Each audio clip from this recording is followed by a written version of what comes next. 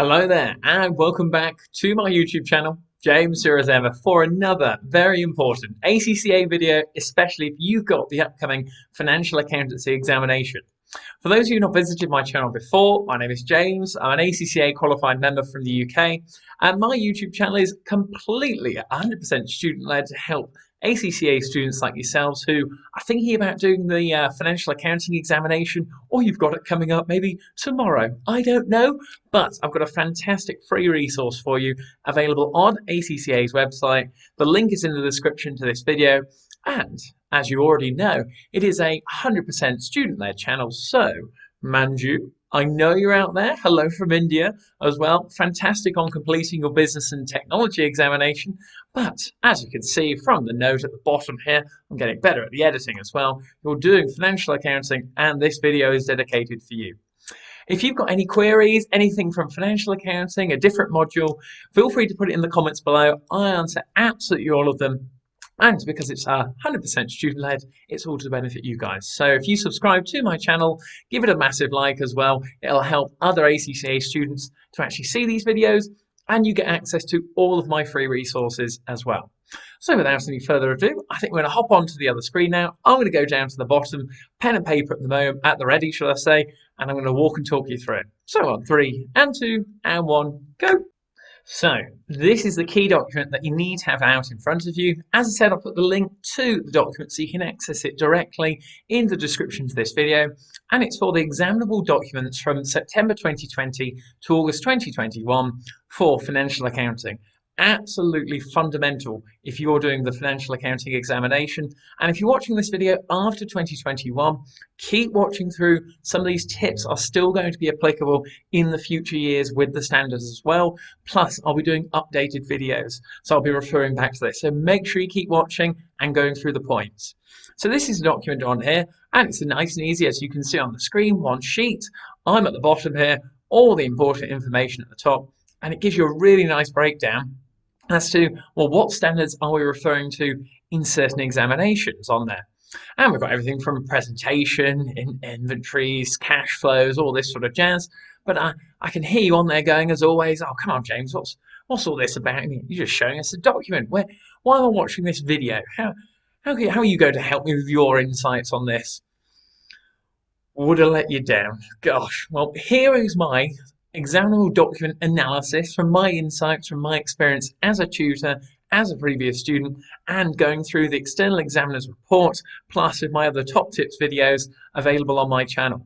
But let's focus on this so that you can get a pen and paper out, get down the key facts, and we're going to walk and talk it through. So, as you can see on here, just the sort of standard notes at the start if you're new or this is your first time of looking into the financial accounting examination. It's computer-based, so that is all going to be in a centre wherever you may be doing it, or at home, depending on the situation. And the key thing here is it's 50% to pass. So either if you get 99%, obviously like I used to get, or simply bang on 50, you pass regardless, okay? So that's one of the key things to get down here. As I nicely scroll down as well, it's a 2-hour examination, if I am to move my mouse out of the way there for us. 2-hour examination, and as well on there, just so we're crystal clear, because I'll refer to it when we go through the standards, so you get all those little notes on there as well. It's a 70% pass rate, give or take. So 3 in 10 students will unfortunately fail this examination, but with the tips and especially the notes, or should I say the notes above me, they are definitely going to help you. And I'm going to walk and talk you through each of those individually and how they are applied in this examination and for which section. So as you can see on there, we've got section A, 35 questions, 2 marks each, 70 marks altogether. Section B, 2 questions, 15 marks on there, okay? And the other final thing I just want to highlight, because I get messages on my Instagram account on this all the time about which paper you are doing. You have to check with your institution if you're doing the regular sort of financial accounting paper, which most people will be doing on the right-hand side, or if you're part of a foundation course on the left-hand side doing the FA2. So just make sure, because you can see on there, there are different ticks. Most of the time, students will be doing the one on the right-hand side, hence why I'm going to go through notes on all of them individually, okay? So if you need to actually pause this, get a screenshot, anything on those lines, it is going to help you vastly, because you're going to in essence, have the standards and know now where they are applied in terms of the financial accounting module, so that you can refer to them. They're used in all the various different types of questions. Coming back onto, before we get onto it as well, the section A up at the top is more sort of multiple choice, filling in the gaps, whereas section B is in regards to, well, single entity accounts, whether that's a sole trader or in a partnership, or it could be in a group as well. These are sort of things involving the income statement, the balance sheet, cash flow statement as well. So that nicely links us into IAS 1, that really actually links into section B as a result on there. So you have got to be you've got to be confident on all of those various areas. And another key point just to get jotted down, for the financial accounting examination, you're not going to be expected to actually draw them up from head to toe, all the headings. It's a case of you'll just be needing to fill in the section. What is the correct title? Is this true? Is this false? Which one is the odd one out sort of questions? Not having to combine all of them together. That is more sort of for financial reporting, which we'll do later on, and SBR. But let's focus on financial accounting whilst we're here. So that covers us off for IAS 1. Then going down the list, as you can see on the side there, we've got IAS 2 for inventories. And the key thing here is make sure you get down the lower of the cost or the net realizable value. So examples I've seen in previous questions are, what happens if stock gets caught on fire, if it is flooded, if it has defaults? These are the key things that you've got to be picking up on in the question, as to maybe what cost are we going to value it at, or what impact is that going to have on our balance sheet? Because remember, the inventory is found within the current assets in the statement of financial position, just to get that jotted down on there. We've also alluded to, as you can see from IAS 7, the statement of cash flows, and I put that in the presentation up at the top. So if you want to get it down, it links into IAS 1 on there. But the key headings, which have come up in previous examinations, all refer to operating, investing, or financing. Or in other words, operating, how the business actually operates on a day-to-day basis. So your trade payables, receivables, inventory, have they gone up or down? That relates to in there. Actually investing now, so share capital, the capital structure, debt and equity, and financing, sort of, well, what property, plant and equipment are we going to be buying? Have we sold any through the year as well? The key thing to get down in the statement of cash flows, especially in this module, is if it's in brackets, that is bad for cash flow. If it's a solid number, a positive number, that is positive for cash flow. That is really key, especially with the computer-based examination format, and it comes up in the external examiner's report all the time. So make sure we've definitely got that down. IAS 10 on there, so we've got events after the reporting period.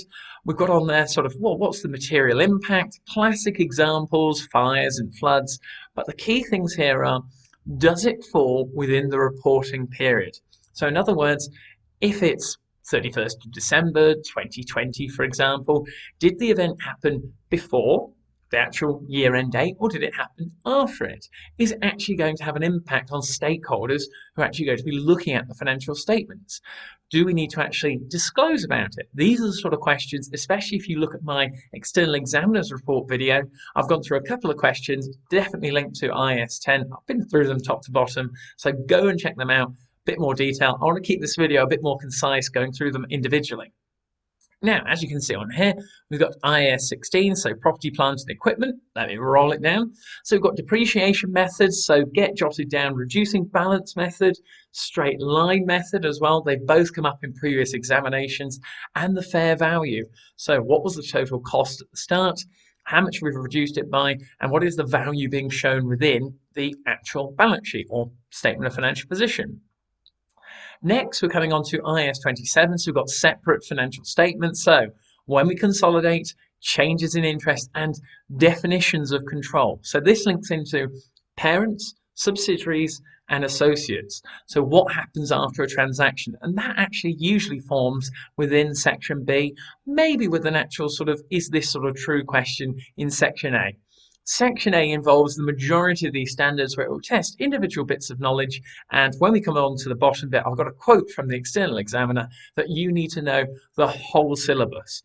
We're going to come on to that later on because IAS 28, I've already alluded to this in terms of associates, joint ventures. So an associate is between 20 to 50% ownership of an actual parent. They may only own less than 50%.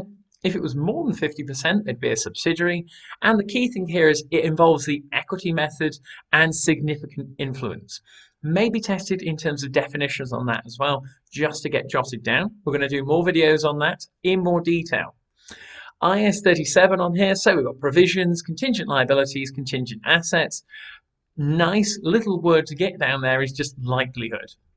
You can see just above me, we've got provision is going on the basis of our sort of best estimate from the information that we are provided with. So always try and relate this back to the scenario and think about what is going on. If you are an actual group accountant or a senior accountant in that position dealing with that scenario, what's the likelihood? I mean, what's my best estimate?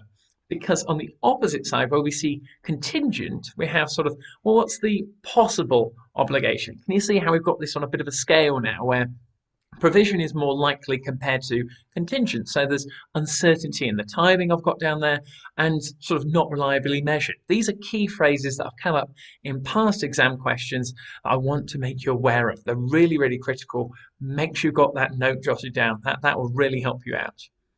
So coming on nicely now, we've got IAS 38, so intangible goods. So key thing to get down there is you can't physically touch it. In terms of tangible, you can touch it, so that would be property, plant and equipment, machinery, whereas intangible goods such as goodwill, classically always found within the actual statement of financial position, the balance sheet on them, and also link it to the brand. So start to think of what brands are out there that you just go, how would I actually value that? So how would you value Coca-Cola as a brand, or how would you value Disney as a brand?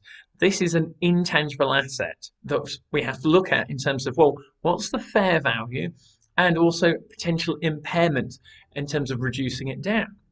That can also link into when a company buys another company. There may be goodwill associated with that you will need to calculate, but that will be more sort of section B way.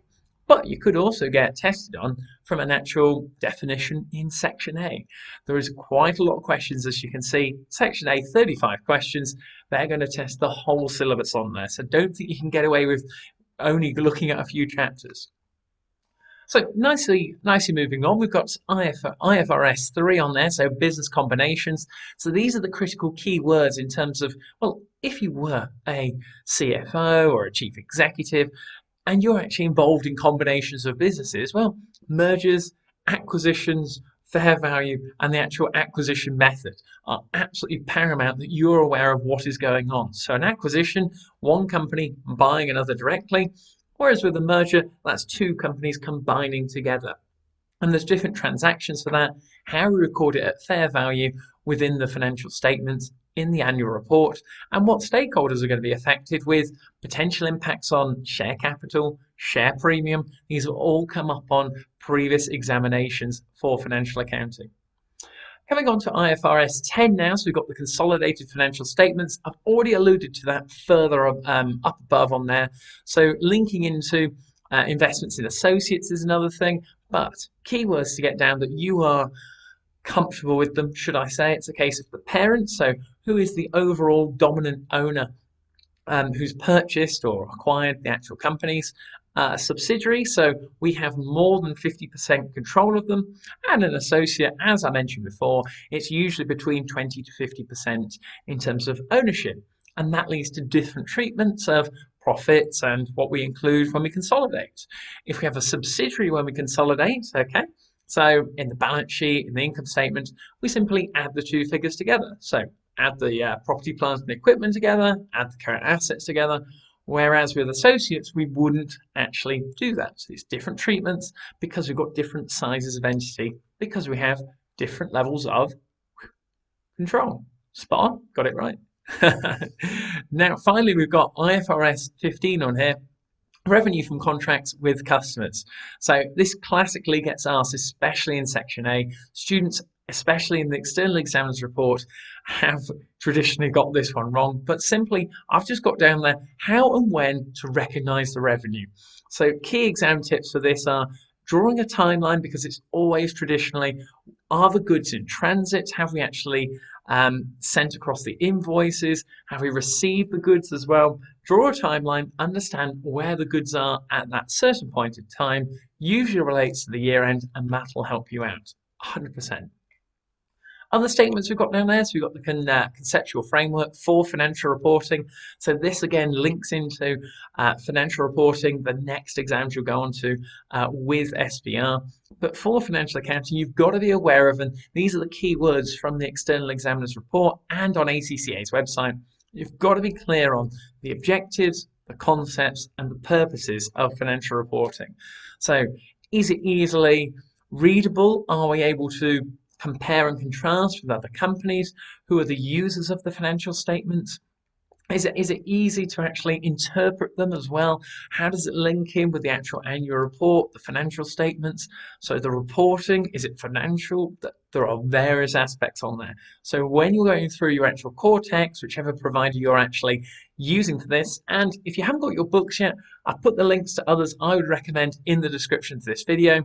They're all up to date. I get queries on it all the time, so feel free to check them out. Just click the link at the bottom. You'll see it. I won't have to answer the queries on it. It's all good. But let me just roll it down on here so you can see the other final notes at the bottom. So I've put on there the provisions, the contingency aspects. I couldn't fit it in the box above, I'll be honest, but that is really, really important. Keep it short and sweet so that you know exactly what you're referring to with provision at one end and you've got contingency at the other in terms of how much information do I know. Now, I did allude to earlier the external examiner's report, and this is a direct quote from the 2020 external examiner's report, and they've got on here, and I'm quoting now, "It is imperative that students study and prepare for all topics in the syllabus." Well, you have been warned. It happens all the time, and for me this is really one of the areas why 3 in 10 fail this, is they think they can skip out some chapters they're not particularly comfortable on, and they can get away with just knowing a bit about consolidation and the parents and the income statement. Well, it gets more tricky. You've got to have good exam technique, and that's why I've done a few other videos on the channel as to going through that external examiner's report top to bottom as well, my analysis, and it's got some really good question practice in there. And then finally, I've collated all my ideas, all my experience as a tutor, and I've done you a top tips video as well. I'll put the link to that in the description of this video, so just click it on there. You can go through and watch all the other videos on financial accounting as a treat. How about that? Aren't they good? But as you can see, we've finished at the bottom here. Let's head back to the main screen and go through any final points on there. 3, 2, 1. Wow, Manju, what about that? That, in my eyes, is how you go through all of the key standards with my insights, some great notes that you're going to get down from there that you can now apply in your financial accounting examination. If you found today's video helpful, feel free to give it a massive thumbs up so more ACCA students can see this video, and feel free to subscribe to get access as ever to all my free resources, and you get all my updates on top of that. As I said, it's 100% student-led channel, so if you've got any questions, queries, feel free to leave it in the comments below. I go through absolutely all of them, and I will answer them directly myself. Well, I hope you've enjoyed the video. The last thing I can say is, as ever, good luck with your upcoming financial accounting examination. But as always on that bombshell, I'll see you next time. Cheers!